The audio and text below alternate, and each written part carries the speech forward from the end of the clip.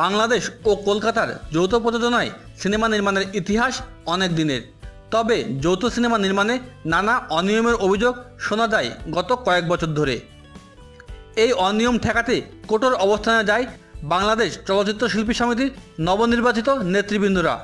এই অনিয়ম ঠেকাতে আন্দোলন ও কর্মসূচি নিয়ে মাঠে নামে নতুন শিল্পী সমিতি। যৌথ প্রযোজনার এই আন্দোলন আরও বেগবান হয় নবাব ও বস টু সিনেমা দুটিকে কেন্দ্র করে। অবশেষে সব বাধা পেরিয়ে সিনেমা দুটি মুক্তি পেলেও আন্দোলন চালিয়ে যাওয়ার কথা বলেন শিল্পী সমিতি।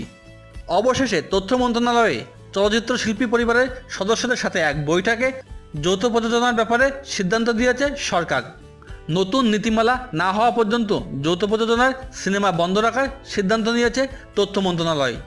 এদিকে যৌথ প্রযোজনার বেশ কয়েকটি সিনেমা নির্মাণাধীন আছে।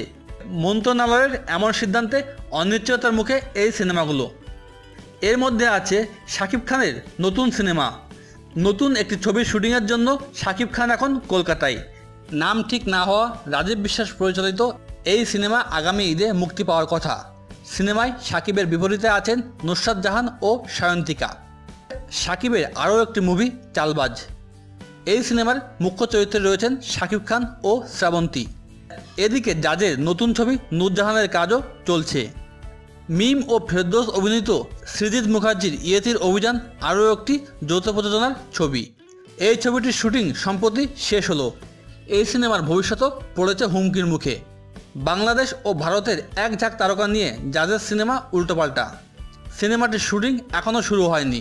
এরই মধ্যে এটির ভবিষ্যৎ অনিশ্চিত হয়ে পড়েছে।